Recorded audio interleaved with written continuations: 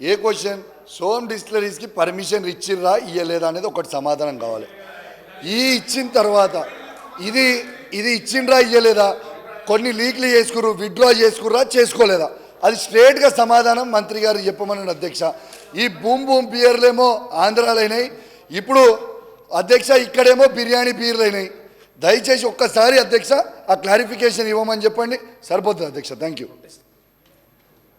అధ్యక్ష.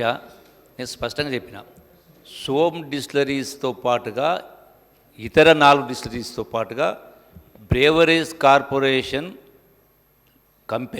Company register చేయడం జరిగింది. ఇది ప్రాసెస్లో భాగం. గత ప్రభుత్వం కూడా 800 కంపెనీలకు సంబంధించి రిజిస్టర్ చేయడం జరిగింది అధ్యక్ష. ఇంకొకటి, రిజిస్టర్ చేసిన తర్వాత ఎప్పుడైతే వాస్తవంగా మీరు చెప్పింది కరెక్టే, ప్రెస్ మీట్ పెట్టాం. ఇది బ్రేవరీస్ కార్పొరేషన్ చేసే వ్యవహారం కాబట్టి నా దృష్టికి నా దగ్గరికి రాలేదని నాకు తెలియదని చెప్పన్నా. ఎప్పుడైతే ప్రెస్లో వచ్చిన తర్వాత మాట్లాడిన సందర్భంలో మళ్ళీ దాన్ని నేను వివరణ తీసుకున్నప్పుడు ఈ ప్రకారం రిజిస్టర్ చేయడం జరిగింది అన్నప్పుడు ఇది ప్రాసెస్. అది రిజిస్టర్ అధ్యక్ష చేసిన తర్వాత అధ్యక్ష చేసిన తర్వాత దాని ప్రైస్ ఫిక్సేషన్ చేసేది ఉంటుంది. గత ప్రభుత్వం ఏదైతే సిమిలర్గా 10 సంవత్సరాల నుంచి రేట్ ఫిక్స్ చేయాలన్నప్పుడు ప్రతి 2 సంవత్సరానికో ఆ యొక్క ఇన్పుట్ కాస్ట్ని బట్టి రివైజ్ చేస్తూ ఉంటారు. ఆ ప్రకారం చేసిన తర్వాత అయితే కమిటీ అయితే ఉంటుందో, రిటైర్డ్ జడ్జి అట్లాగే ఒక చార్టెడ్ అకౌంటెంట్ వైఎస్ఆర్ కమిటీ ఉంటుందో, వాళ్ళు ఒకసారి వాళ్ళు డిక్లేర్ ఇచ్చిన తర్వాత దాన్ని అడ్డం పెట్టుకొని గతంలో ఇదే బ్రేవరీస్ కార్పొరేషన్ వాళ్ళే డిసైడ్ చేస్తున్నారు. అది నా దృష్టికి వచ్చిన తర్వాత దాన్ని ఆపి అట్లా కాదు, ప్రతి బ్రాండ్ కూడా ఈ యొక్క కమిటీ రేట్ డిసైడ్ చేయాలని చెప్పని కమిటీని కాన్స్టిట్యూట్ చేసి అందుకనే ఆపినాం. ఎందుకు ఆపినాం? ఒకవేళ మీ లెక్క చేయాలంటే అది పని ఇచ్చేవాళ్ళం. ఆ విధంగా జరగడానికి వీలు లేదు. రేటు కూడా ఏ కంపెనీ వచ్చినా ఆ కమిటీకే రెఫర్ చేయాలా, ఆ కమిటీ రిపోర్ట్ వచ్చేంత వరకు ఇవ్వద్దని చెప్పని కమిటీని కాన్స్టిట్యూట్ చేసి వీటన్నిటిని కూడా దానికి రెఫర్ చేయించి ఏర్పాటు చేస్తూ ఉన్నాం. ఈ మధ్య కమిటీ కూడా కాన్స్టిట్యూట్ కావడం జరిగింది. గతంలో అట్లా జరగల, ఇష్టారాధన చేసేవాళ్ళు, అవినీతి అక్రమం జరిగేది.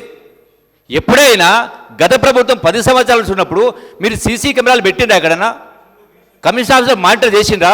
పోలీస్ కమాండ్ కంట్రోల్ సెంటర్లు పెట్టాము, ఇలా స్కానర్ చేస్తూ ఉన్నాము. ఇంకో మాట అధ్యక్ష, గతంలో ఈ యొక్క బ్రేవరీకి సంబంధించి అయితే లిక్కర్ సరఫరా కానీ బీర్ సరఫరా అవుతుందో దానికి హోలోగ్రామ్స్ ఉంటుంది అధ్యక్ష. అంటే ప్రతి బాటిల్ పైన సీల్ కవర్ ఉంటుంది. దానికి గడిచిన 10 సంవత్సరాలు ఒకే కంపెనీకి టెండర్ 20 సార్లు టెండర్ పోస్ట్పోన్ చేసి 10 సంవత్సరాలు నడిపించారు అధ్యక్ష.